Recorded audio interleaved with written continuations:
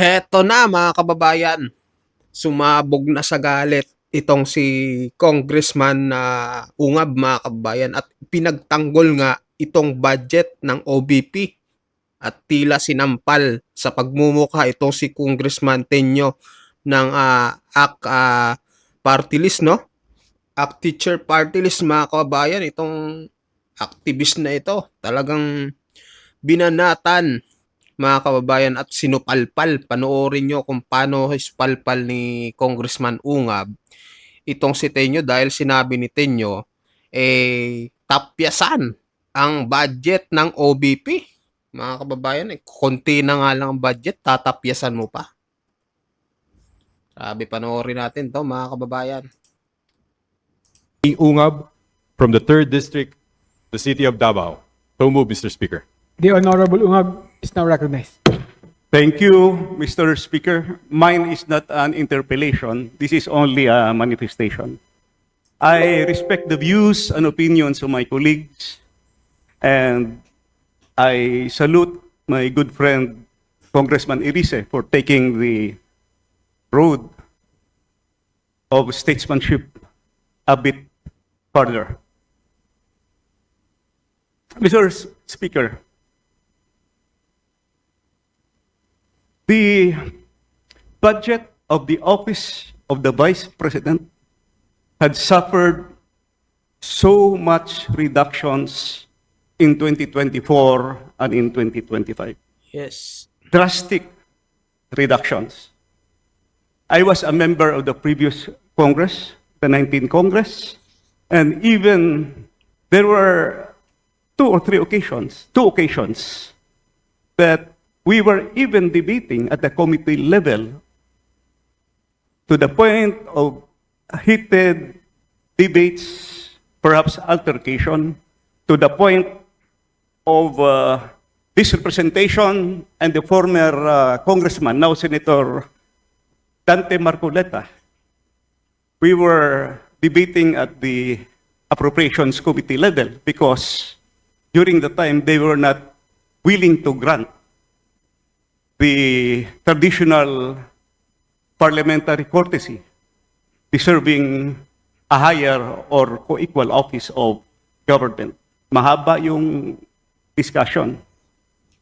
Hindi ko lang maintindihan kung bakit didiretso magtatanong yung mga kasama natin to a higher office, which is the office of the Vice President. We argued there. At respect for the due process, no for the budget process. How can we respect the budget process? Let me say this. My only hope is that all things will be corrected in this Congress. The budget process will be corrected in this budget and in this Congress. Why I said that? There are two parts of the annual budget that is presented to us by the executive. First part is the new general appropriations, and the second part is the automatic appropriations. Yung automatic appropriations, hindi na natin yan pinag-uusapan dito because they are already covered by previous special laws debated by our predecessors. Pero in the 2025 budget, the automatic appropriations were mangled. Lumampas. May dagdag bawas, 14 special laws were amended. Kasama na yung PhilHealth law at saka syntax law amended. Ang daming ginalaw. 14 special laws sa automatic appropriations na hindi dapat ginagalaw yan. Pagdating sa new general appropriations, kaya nga tayo tinatawag na General Appropriations Act, New General Appropriations, yun yung ating dinidiscuss. What comprises the new general appropriations? The program funds and the unprogrammed funds. Program funds, 26 out of 27 departments were mangled beyond recognition. Isa lang ang hindi ginalaw, DBM. Bakit ang lakas ng DBM? 26 were mangled. Dagdag bawas. At saka yung program appropriations nilipat ang program including the foreign assisted projects. At saka yung fiscal space na naiwan, pinalitan ng mga priority pet projects na wala man lang sa National Development Plan ng ating Republika ng Pilipinas. Pet projects inserted. That's why in this rostrum, I said last August 4, the 2025 budget is the most corrupt budget ever passed by this Congress and perhaps by the entire Philippine history. Tama. Ginalaw program appropriations. And program appropriations may ongoing releases pa. Alam niyo kung anong worry ko? For us, legislators, even the executive, must consider that the number one priority of the Constitution says that education will be given the priority and the highest budget year per year. Sa 2025 budget na habol ng DPWH ang total infrastructure budget. Kahit ano pang sasabihin nila at binago yung composition, still malaki pa rin ang infrastructure budget kaysa education sector. And they are still releasing from unprogrammed funds. Mas lalong lumaki yung gap between infrastructure and education. Ladies and gentlemen of this House, it is our duty, it is our obligation to keep track, babantayan yung budget because education is the number one priority Tama. of the Republic of the Philippines. Iniwan na ng budget ng infrastructure. Highly questionable pa kasi yung mga releases ang malalaki. Flood control projects. Where can we get respect from that?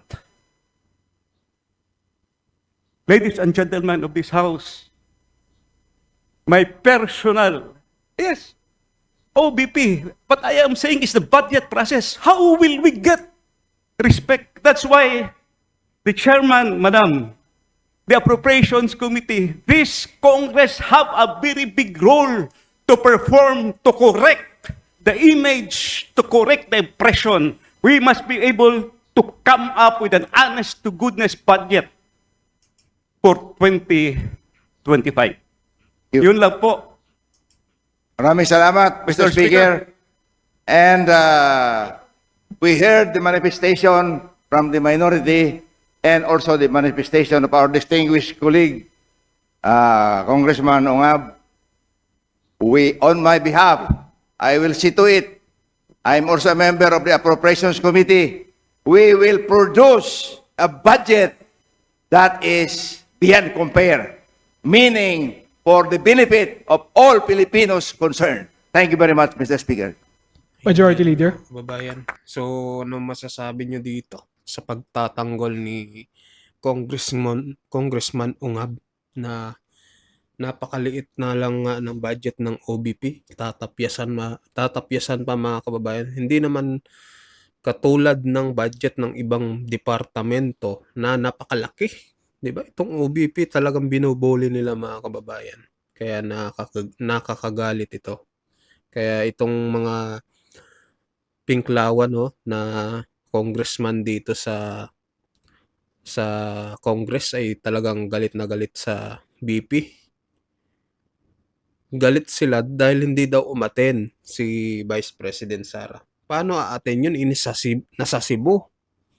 Naghahatid ng mga relief goods sa mga nasalanta ng lindol. Tapos, sasabihin nyo, hindi umatin. Di na itong mga congressman na mga pinklawan talagang one-sided lang mga kababayan. Kaya nakakagalit ito. So, kayo mga kababayan, masasabi nyo dito sa statement ni privilege speech ni Congressman Ungab na ipinagtanggol ang budget ng OBP. So mag-comment kayo, mag-like ng video natin. Maraming salamat po mga kababayan.